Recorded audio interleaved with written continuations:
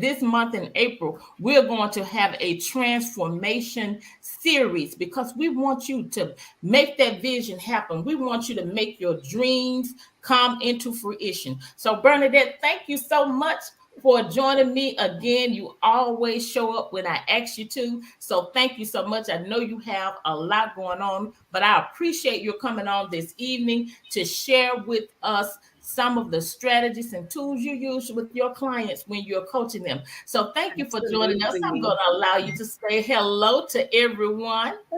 Well, hello, everyone. You are more than welcome. I enjoy talking with you. I enjoy these series. I am watching anytime and any guest on. They're always inspirational to me. So thank you for allowing me to share your platform as well. All right, all right. Well, I just love it because I'm excited. I've been looking forward to it all day, and actually ever since we were talking about it, because of course it came up because we were sharing some things, and I love one of the reasons I love talking to you is because I love the way you think. I love the motivation. I love the ideas that you have and some of the things that you've been sharing with me that you're doing with your clients, coaching them and helping them to walk into their vision, to walk into their purpose. So I just want to get started because I know you have some wonderful things to share with us. We often talk about how we grew up, where we came from, the things that we encountered. We both came from single family homes. Our mothers did an excellent job in training us. Yes. And we often talk about the things they taught us and how they share with us. And, growing up in small towns in Mississippi, we aspired to have more. So with that in mind, we always knew something greater was on the horizon for us. I remember it. We always talk about this. That time when we got in the car and we drove to Memphis, Tennessee. We had developed this program for college students. Yes, I remember. Yes, to encourage college students and to help them through that whole process of getting into school. And so at a young age, we always just knew that there was something great for us and that we wanted to do. And so I want to ask you, when God revealed to you this greater for you and his vision for your life, what was your first reaction to what he was showing you? I think my first, at the time I was 8 years old, so it was a long time ago. So I think the fear hadn't kicked in because I didn't see the big picture. So I got an opportunity to see the end picture. And so I loved the end picture. And the end picture was I was going to get to dress up every day and carry a briefcase. I was excited about the end picture. He did not reveal that from what's going to happen between 8 and the dream coming to fruition. So I didn't see that piece. So I was excited, like that's this who I'm going to be. This is who I was born to be. And a lot happened between, 8 years old and becoming an adult and starting that business or living that lifestyle. So, but I am here today to say, it was worth the good, the bad, and the ugly. It has been worth it. I know. And you hear a lot of people talk about this, and this is so true. He doesn't necessarily show you the things that you have to go in between. No. But he shows you gives you this vision and this picture of what you will be doing and how he sees you. And so it's so exciting. And the process and the journey is getting to that part.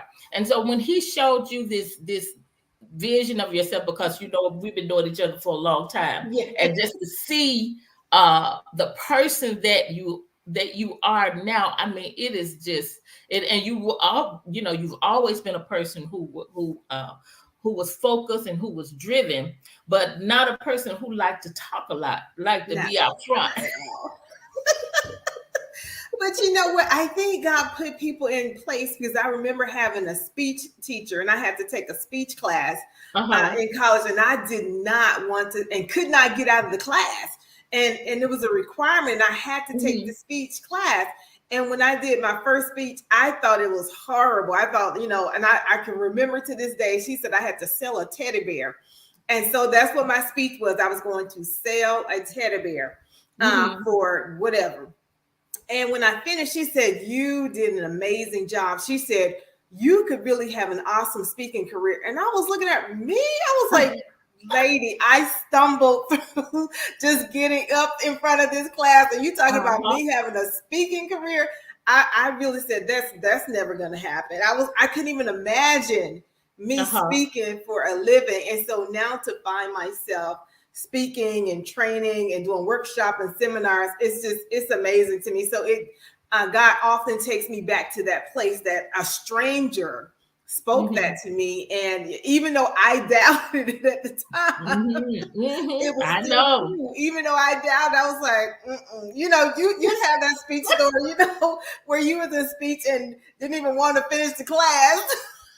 Girl, I had that experience. I know what you're talking about. It was sending me into such anxiety. So I know exactly what you mean. So after you accepted the fact that you now must be this person he's showing you to be, you made the decision. You accepted that this is what he wants me to do. This is what I'm supposed to be doing. You know, speaking, traveling, leading, managing.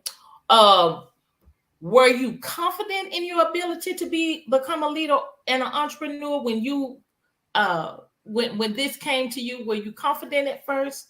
No, not at all. And I think it started with someone offering me a manager's role. I knew that it was coming. I knew they were going to come and ask me about being a manager. And just all the doubt, all the fear. I think the easiest way and the best way to explain it is if you ever saw The Matrix, and where the guy, you know, at the beginning of the story, they tell him, "You are the one." And he's just like, I'm not the one. Y'all making a mistake. I took these 2 pills and I chose one, but I am still not the one. Even after taking the pill and multiple people telling him, "It's you." Even after training, he was like, "No, it's not me. It's not me. I am not the one." But something happened and it triggered him to say, "You know what? I am, you know, it is me. I am the one." You know, he's doing this fight scene, and in this fight scene, all of a sudden it clicks. And I think that's what happened to me, is all of a sudden it clicked, like, you know what? I don't even have to struggle to do this anymore. Yes, I still have the concerns. I still have the anxiety, but it's not a struggle like it used to be. So I don't know. Do you have a clip of that? I do. Let me pull it up for you right quick. I'm going to put it up.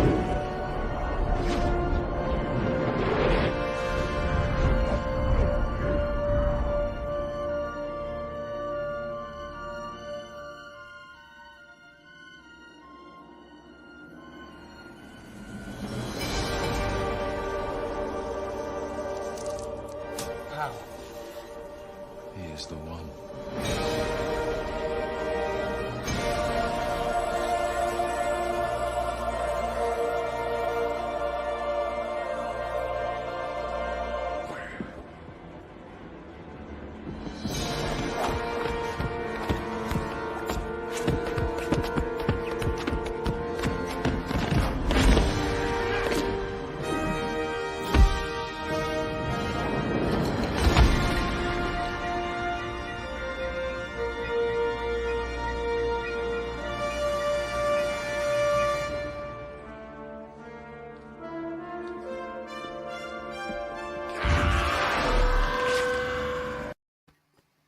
Perfect. That was awesome. You know what? When it dawned on him, but isn't that how it usually is? Yes. Sometimes other people can see who you are before you do. Absolutely. Absolutely. And that's exactly how I felt. You saw where the bullets were coming at him. That's how life is. You know, I felt like all of these things were coming. So sometimes when we're trying to define, you know, what am I really supposed to be doing? All of these things, you know, for Christian believers, we call it the enemy is sending all these things to us, right? To tell you to take something, just take anything, but don't take the one thing that you're supposed to be doing. And so when I see that scene with all the bullets coming to him, and he just said, "You know what? Stop. This is who I am, and I can control what I decide to accept." And we can, you know, we can control what we decide to accept, and control. The more we take control of our life, the more we take control of our thoughts, the more we take control of our ideas, then our life can align with what we're really supposed to be doing. And you see in that one scene where this guy gets so mad. He's not mad because he's fighting him. He's mad like, oh, you figure out who you really supposed to be. And that's what happens in life is when we figure out, it seems like people get mad, that you don't even know, like, well, why are you so mad? I moved. How did that make you upset? Because I left the city, because I left the town, because I quit a job. Why are you so angry that I quit a job? Why are you so angry that I moved to another city? They don't even know why they're angry, but you have to endure and you have to know this is who I am. So yes, I know I did not have the confidence, but time came, and the more confident I became, I realized other people's opinion didn't matter. It really did not matter. And I see, once he realized when it dawned on him who he is and what he has the ability to do and the power to do, he ran toward the enemy. Exactly. He ran toward it, and he attacked with confidence. Yes. He attacked with confidence. And I believe, let's talk a little bit about confidence, what Absolutely. that is, because I believe it includes knowing who you are. Exactly. Knowing who you are. Confidence to me is power. It's the power. Once you're confident, you open up a whole power, strength. And in that strength is, if you don't open that power, you don't tap into that power, it's an untapped resource. So as long as you're not tapping into that power, you really don't know who you are. And as Christian believers, and as Christian faith companies, that power is God. That power is the Christ that's in us. If we don't tap into that, we missed out on all the resources that's available to us. There's so many resources and we can, be in the corner, afraid to move forward and scared and just touch it just a little bit. But I dream big. I learned to dream big. Yes. And once you know who you are, and understand that power that you have, and we have to understand that we're this physical shell, this physical body is not really who you are. It's that inward person, because you are a spirit, you have a soul in this which lives in this body, but the spirit and the soul is what makes this body move throughout the earth. So we have to build this inward person, the real person. The real person is who we have to work on. The real person, the mind, our emotions. This is the real person that we have to work on. And this reveals who we really are. Absolutely. And then we know who we are, and we know the power that we have. And I think that's why our confidence levels are so low. Because, like you said, power, ability, strength. We don't know the power and the ability and the strength that we have, and we don't know who we are, and we don't know, we're not connected or relationship, and the word that you use, don't know how to tap into and activate that connection that we have to the greatest source that there is. There is, yes, absolutely. Let's talk about being prepared. I think a couple of times when I got up, I didn't feel like I was prepared. I didn't feel like I knew enough. But the more I prepared myself with studying and learning, the more the confidence comes. The confidence comes when we feel like we are prepared. Now, if you're prepared and you still scared, then you just need to keep practicing. Again, we need to be consistent. But if you know that you are prepared, the more you get up, the more confident that you are. And that's what happened.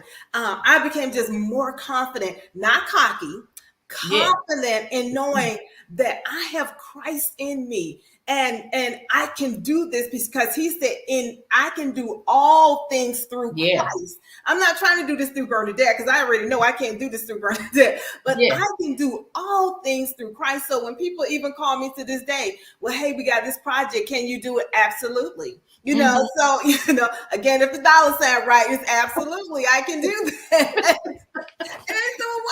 And when I'm training other people, and they say, well, why do you always say yes? Once you get to it and you think you can do, why do you always say yes? And I take them back to that scripture.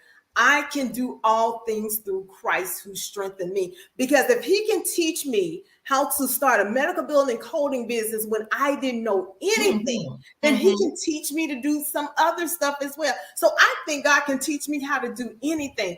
I am probably the least computer person ever, but for God to use my greatest weakness and these last few years to turn my greatest weakness into my greatest strength, that's pretty much where my revenue come from now, is computer classes, IT support. I have to laugh at myself. It's like, I am IT support.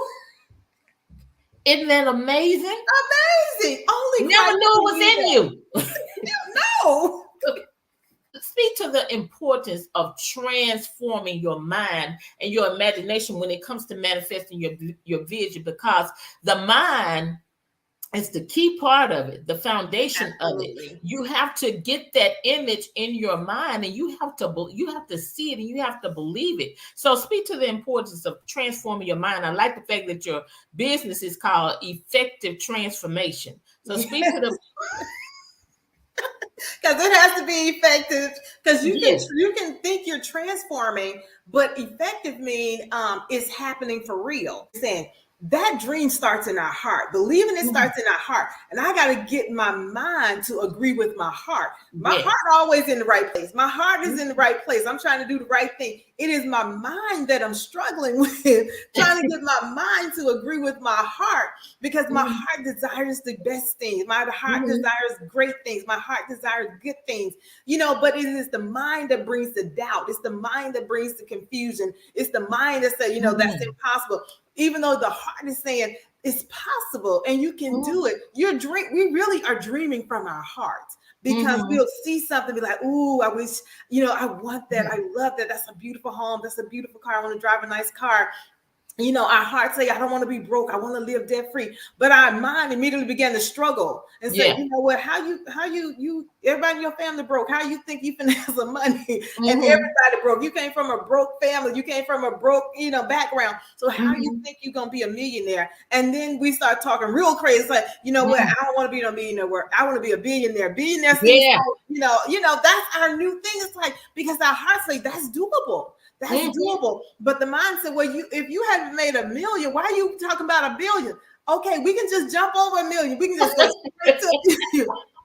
So yes, you have to get your mind to get. And how do you get your mind? So let's talk about that, Cassandra. How do I get my mind? I get my mind with physical pictures. I need to see it. When God had revealed to me that I was going to be a business owner, I saw it in my mind. I saw myself wearing suits. I saw myself, carrying a briefcase. I could see it as clear as day. And then, the last few years, people have been talking about vision boards. Now, I am a strong believer in a vision board. Now, I can't always carry my vision board with me when I'm traveling. So what I do is I get some postcards sometimes, and I'll just write it on the postcards, because, I'm on the airplane, I'm looking at it, I'm having a driver driving me somewhere, I'm in the back seat, I can flip it out. I need to constantly be reminded that this is what I want. I don't care what's happening, this is what I want. Yeah. And so I need that to be in front of me. I need to hear it. We talk about getting up in the morning and doing affirmations. We got to put affirmations up. We got to post it somewhere. It's not enough just to say it in our mind. We need to physically see it. So what we have to do is we have to find positive people to be around. And more importantly, be positive to yourself. I love that song. Sometimes you got to encourage yourself. When there is nobody to hold your hand and say, get up and do something, get up and do this, or you're going to make it, then you got to find the strength to encourage yourself. And sometimes just looking at a picture that you cut out, just reading something that you wrote, now you have encouraged yourself. We all go through moments of discouragement. I've gone through moments of discouragement, and it's not, I'm not talking about years ago. Yeah.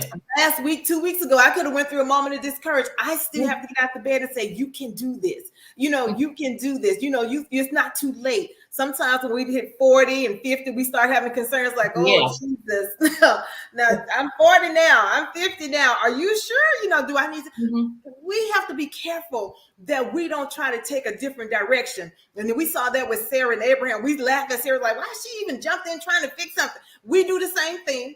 Yes, we do. We do the same thing. And And we got to learn. That's why we have to operate by the principles in the Bible. Is we got to learn from the principles, and we got to operate according to the principle. In all thy ways, acknowledge him. So before we get up trying to fix it, it's not broken. It's just the process. And we're going to have to go through the process.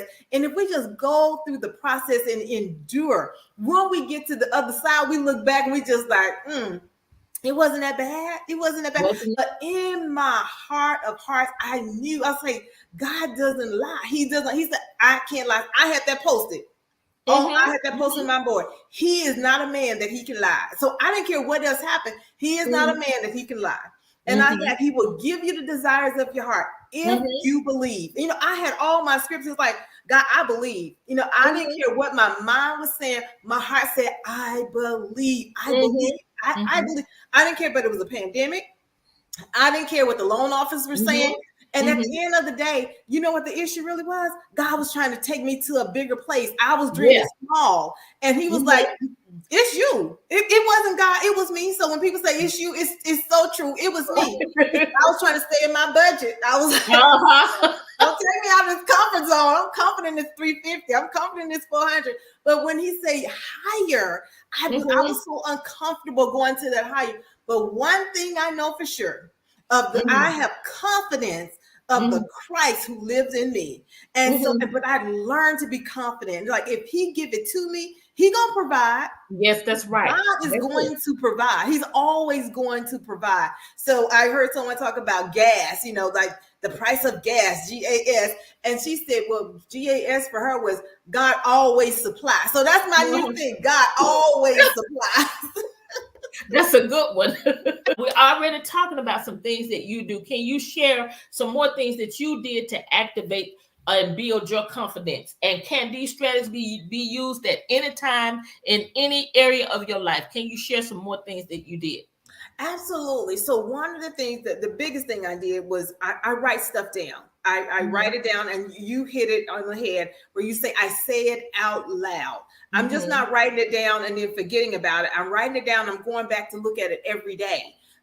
It became a routine. So make reading over the things that you want to accomplish a routine. So when I get up in the morning, I have a routine. So when I'm talking to my clients, it's like, create a routine for your life. You ever had those days where you get up and it's time to go back to bed and you're like, I don't even know what happened to my day. You know, I don't even know what I did. I didn't even accomplish anything because you don't have a routine. But if you ever establish a routine, then you're going to get some things accomplished. I have to work from a checklist. If I don't work from a checklist, I get absolutely nothing done. So I have to know when I get up in the morning, what do I need to do? It's just like finding a job. If you were going to find a job, you got to get your resume together. So that's how life is when I'm trying to I get my resume together. My resume not be a piece of paper anymore, but my resume is my life. I got to get my mind together. I got to make up my mind. I'm going to do something. I make up my mind. I'm going to accomplish this. So that I work backwards, if that makes sense. So I know what I want to get. And then I start working backwards, like, how am I going to get there? And again, I'm going to use purchasing a new car. I remember when I wanted a new car. And I was like, hey, I want a new car. I put the picture up of the new car that I wanted. And then I started working like, how am I going to get the new car? Well, if the new car costs this much, how am I going to get to being able to afford this new car and pay cash for it? So that's what I began to work on, is like, I want to pay cash. I didn't just want a new car. I wanted to pay cash for the new car because I didn't want car notes. So and that's what we do, is work backwards. Put your picture up, write it down, do something to say, this is what I want to accomplish, and then begin to work toward that. One of the things that you got to do is you got to deny yourself as well. When I made up my mind, I wanted to be debt free. It's like, I cannot stand having debt. So I had to deny myself of going to the store and just buying stuff. I had to deny myself of going to the grocery store and wasting food. You know, we go in there hungry. We know better. And we're getting stuff that we know we're going to not eat all of that, or we're going to throw it. I deny myself eating out. But why? It's more important for me to be debt free than it is to eat out. And so it's more important for me to be debt free than to have 500-600 outfits that I'm going to wear one time and hang it in the closet, because I'm worried about what people say and what they think. And I want to get false praises. Oh, that's a cute dress. Oh, that's a beautiful hat. I love those shoes. False praises. You know, worried about what people are going to think. It's Mhm. more important for me that when I'm in my old age, I don't have to be at Walmart holding a bag saying welcome and greeting at Walmart, welcome to Walmart. Can I take your order? I don't want to be at McDonald's, when I'm 80 and 70 and 60. No. Mhm. And so you got to put those things in place. And so those were the things. And the other thing that I really want people to talk about, really want to share with people is, we talk about the principles of the Bible. We talk about the principles of God and living by godly principles. But a lot of times we don't even go to the Bible to dig it out. We want someone else to tell us. But what I had to do was, Cassandra, was I had to go dig it out. What are the principles? Am I living by the principles? Let me apply these principles. We're just making it sound good. Oh, I'm living by the principles.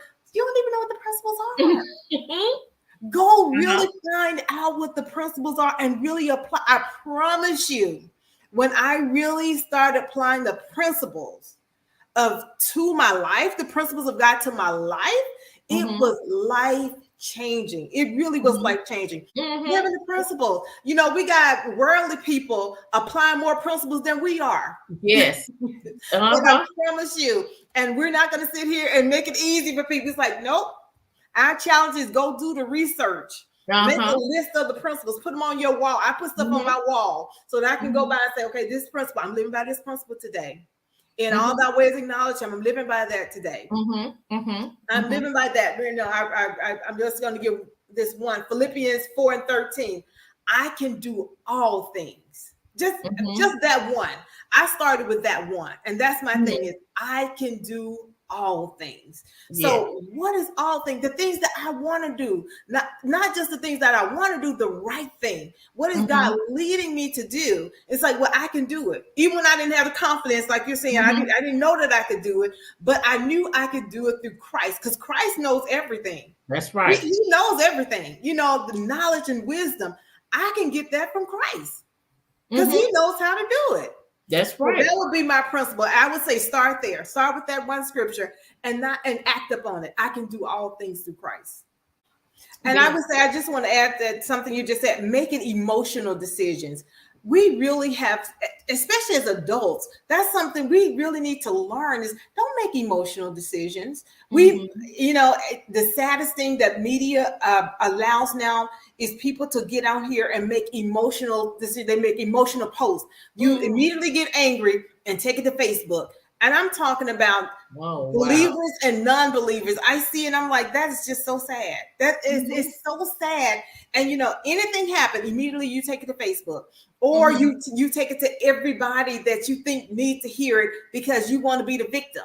It's like, come on, we can't. It used to be that, you took it from one person to the next person. Did you know what happened to me? Did you know my dog died? Did you know the cat ran off? Now is they take it to Facebook. And, and it's this whole stop stuff because we made an emotional decision. And then an hour or two later, 2 days later, it's like, oh, I shouldn't have did that. But guess what? Some stuff you open your mouth and you put out there, you can't take it back. With all your regrets, you can't take it back. And some stuff we say, it's not fixable. So the best thing to do is shut up. I have learned that if I'm feeling emotional, or I want to say something, don't say anything. Because sometimes the best answer is no answer. So I take that even into weight loss. It's like now when I question, why am I eating? Why am I trying to eat? Am I hungry? Or am I just eating out of habit? Or am I just being greedy? So, and that's what we need to do is question yourself. When you're feeling emotional, and I think you said it best, Cassandra, just like when I'm feeling emotional, sometimes I need to just leave the room. I need to just run out and say, you know what, I'm not going to say anything right now. I need to get in a hurry to be quiet. And we got to know, that's knowing ourselves. So when we should be maturing, you got to mature. Because if you're talking about being in a leadership role, then you got to be confident enough again in Christ that he's going to handle it. You don't have to prove anything. I promise you, Christ's going to handle it. And you're going to look back and be like, that wasn't even worth talking about. That wasn't even worth discussing. That wasn't even enough not to sleep on. I have learned not to take anything to bed with me. Go rest. As you said, go rest. Yes. It's going to be all right. Just rest. I'm to that, we get to an age and we got to know it's going to be all right. I remember, Cassandra, my lights got turned off one time and I was so stressed out. I was in my 20s like, oh my God, my lights turned out. I had never experienced that. I didn't know what that was like. And, after a while, I was like, my lights got turned off a second time. I just wasn't making enough money. I wasn't making good financial decisions. So I realized, you know what? Tomorrow I'm gonna call the light people. I have to use a candle tonight. And tomorrow I'm gonna So now, though I'm not experiencing my lights being off, just those lessons taught me, God, it's gonna be okay. It's gonna be God okay. got it. It's gonna be okay. He's gonna take care of you through the night. And but more important, he's gonna teach you something after this. He told me how to manage my money. He told me how to, stop being wasteful. But God got it. And we just need to make up our mind that I'm gonna learn something from this. Everything that happened in my life, I'm going to learn something from this. And now I get to operate in a place of peace. In reference to manifestation, what is the difference with the person you are now compared to the person you was 25 years ago or even 3 years ago? How has your confidence evolved and how have you evolved? I think I'll say from yesterday. I tell everyone, I pray that I grow every day. I pray that I grow more than from yesterday, not just from 25 years ago, not from 3 years ago, 25 days ago, 5 days, 10 years ago. I pray that I grow every day. So I let Christ grow in me. So I'm in search again of being so close to God and having such a wonderful relationship with him. That's what built the confidence. And that's what helped me to manifest who I am today. Having a closer relationship with God gave me the confidence to do anything that I want to do, as long as it aligns with the will of God. So now I have the confidence that he say, right now I'm moving into full-time ministry. And so now I have the confidence that I can do this. 10 years ago, I probably would have said, I'm not ready for full-time ministry. But now to have my ministry license and to be moving into full-time ministry, this is who I was born to do. The business was preparing me for this. Yes, I'm still a business owner, but now to be able to manifest that, at the end of the day, the business suit and the briefcase was bigger than just the business. So now than a physical business. So now I'm about the business of Christ. I'm about the business of winning souls. I'm about the business of helping people to operate in their business using good biblical principles, that you can have a business and still be a Christian. You can have a business and still do right by people and be fair to people. So I think, and I honestly believe this, if you want to manifest who you're really supposed to be, get a closer relationship with God. And it's going to come out. It's who you're supposed to be. If it's hidden and you don't know, the closer you get to God, the more you walk with Christ, the more of the Holy Ghost that's revealed in your life and you're guided by God's Spirit, you're going to grow and you're going to be that person that God destined you to be from the day you were born. Even before you were born, you were destined to be that person. Now I am operating in the destiny that God created me to be. It took me a minute to get to this point. It took me a minute to understand that this is who I am. But now on today, I can honestly say, yes, I'm a motivational speaker. Yes, I'm a minister full time. And yes, I'm a business owner, because this is who God says I am.